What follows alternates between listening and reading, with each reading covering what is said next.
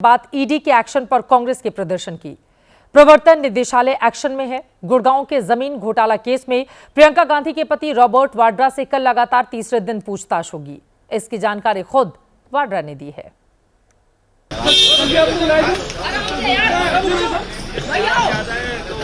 बुलाते रहेंगे यार, प्यार ज्यादा है मेरे से।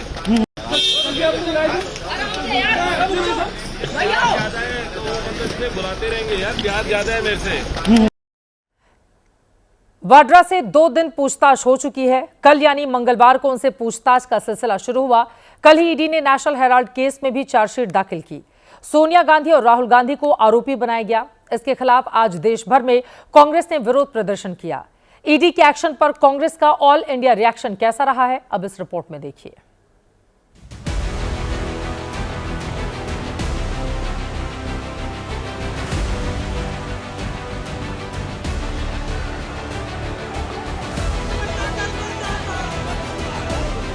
गांधी परिवार ईडी के रडार पर है। जमीन घोटाले के आरोप में रॉबर्ट वाड्रा से लगातार दूसरे दिन पूछताछ हुई। मंगलवार को भी उनसे लंबा सवाल जवाब हुआ था। ठीक उसी दिन जब नेशनल हेराल्ड केस में सोनिया गांधी और राहुल गांधी के खिलाफ चार्जशीट दाखिल हुई, जांच एजेंसी ने एक्शन लिया तो एक दिन बाद कांग्रेस ने देश भर में विरोध प्रदर्शन के तौर पर रिएक्शन दिया। लेकिन पहले बात रॉबर्ट वाड्रा की, जो लगातार दूसरे दिन दिल्ली में ईडी के दफ्तर पहुंचे तो उन्हें छोड़ने प्रियंका गांधी भी आई। रॉबर्ट सवाल जवाब के लिए अंदर जाते इससे पहले प्रियंका ने उन्हें गले लगाया। जांच अधिकारियों से आमना सामना होने से पहले रॉबर्ट को प्रियंका ने सैल्यूट भी किया। गांधी परिवार के दामाद पर आरोप क्या है, उसे देखने से पहले रॉबर्ट वाड्रा का पक्ष सुनिए, जो खुद को बेदाग बता रहे हैं। इत्तेफाक नहीं है, ये इनकी प्लानिंग है कि हमें गलत तरीके दिखाने के लिए हम जो भी इनकी नाकामियां हैं बीजेपी की, हम वो उठाते हैं, लोगों की बात रखते हैं। ये तो हुई वाड्रा की बात, लेकिन ईडी की केस डायरी में उन पर आरोप क्या है, अब उसे भी देखिए। मुकदमा 2018 का है। शिकायत के मुताबिक रॉबर्ट वाड्रा की कंपनी ने फरवरी 2008 में गुड़गांव के शिकोहपुर में 3.5 एकड़ जमीन 7.5 करोड़ रुपए में ओंकारेश्वर प्रॉपर्टीज से खरीदी थी। कमर्शियल लाइसेंस पाने के बाद कंपनी ने उसी प्रॉपर्टी को डीएलएफ को 58 करोड़ रुपए में बेच दिया था। इसी मामले में ईडी वाड्रा की कंपनी पर पैसों की हेराफेरी की जांच कर रही है। रॉबर्ट वाड्रा के बाद अब कांग्रेस के अखिल भारतीय विरोध प्रदर्शन का रुख करते हैं। मंगलवार को ईडी ने नेशनल हेराल्ड केस में सोनिया, राहुल समेत अन्य आरोपियों पर आरोप पत्र दाखिल किया तो विरोध में कांग्रेस ने सड़कों पर उतरकर आक्रोश जताया।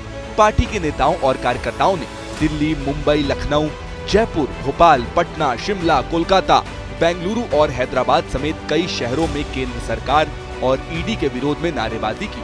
अपने नेताओं को बेगुनाह और आरोप को झूठा बताया, जबकि बीजेपी इसे चोर मचाए शोर का नमूना बता रही है। ये सब नेताओं के लिए करते हैं, जिस नेता से डर लगता है उस नेता के खिलाफ ईडी का इस्तेमाल कर देते हैं।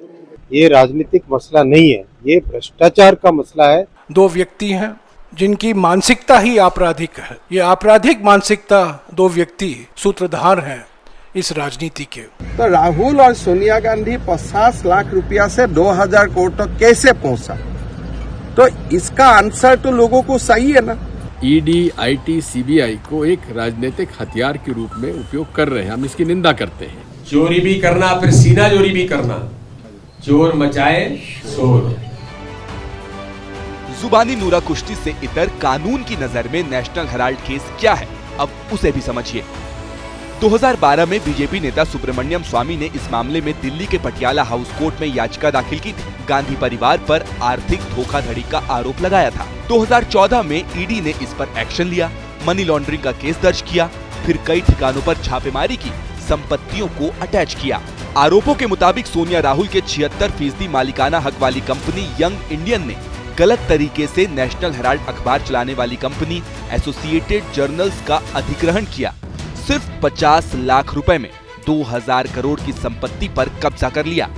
ये मामला लंबे समय से सुर्खियों में है। अब इस केस में चार्जशीट दाखिल हुई है तो मुंबई में एसोसिएटेड जर्नल्स की संपत्ति पर बुलडोजर चलाने की मांग तक होने लगी है।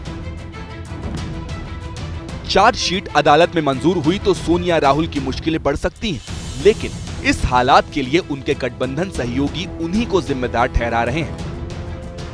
कांग्रेस ने ईडी बनाई थी और आज ईडी की वजह से ही उन्हें भी परेशानी का सामना करना पड़ा है। ईडी की जरूरत क्या है? ईडी जैसे विभाग को समाप्त कर देना चाहिए। अब सवाल ये कि क्या सचमुच जिस ईडी को कांग्रेस ने बनाया वही देश की सबसे पुरानी पार्टी के लिए भस्मासुर बन गया है?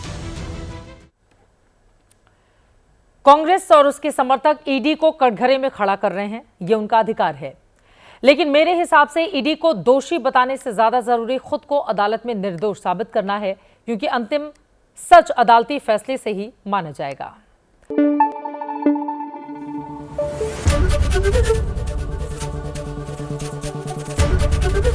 एबीपी न्यूज आपको रखे आगे।